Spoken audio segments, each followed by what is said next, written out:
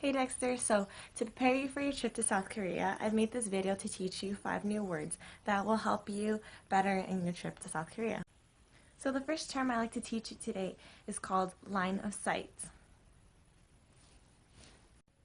Line of sight is information about a person's identity based upon visible physical characteristics. This is important to know because it's good not to judge people by their first appearance or judge them because of their appearance. So the next word I want to talk to you about is called culture shock. So culture shock is a relatively short-term feeling of disorientation and discomfort due to the lack of familiar cues in the environment.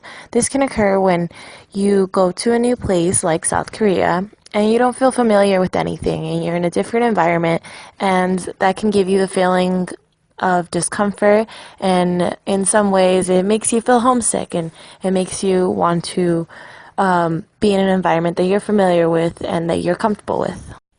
So the next word I want to talk to you about is called ethnocentrism. Ethnocentrism is a tendency to think that our own culture is superior to other cultures. This is important to keep in mind on your trip, so not to offend anyone, and also to get the most out of your trip and learn about a new culture. So the next term I want to teach you is called tolerance for ambiguity. So tolerance of ambiguity is the ease with which an individual copes with situations in which a great deal is unknown.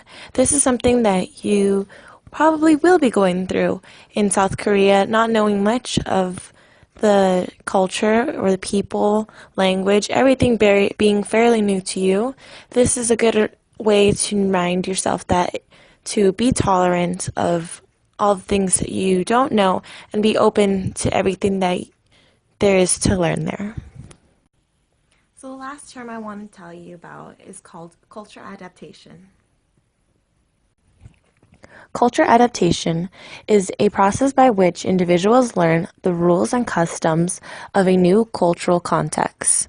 This is important for you to know because my hopes are that by the end of this trip, you will have reached cultural adaptation.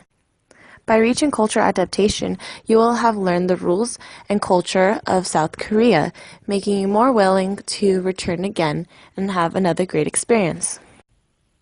Hey Dexter, so these are the 5 terms that I think are important for you to know. And I chose these terms because hopefully they're helpful to you in your trip to South Korea. They're information that you can use while you're there, before you're there, good to review on, good to know. And if you go anywhere else, you could just look back on this video, watch it again. I'm always glad to help, and if you have any more intercultural communications, you know where to find me. Have a great trip and good luck.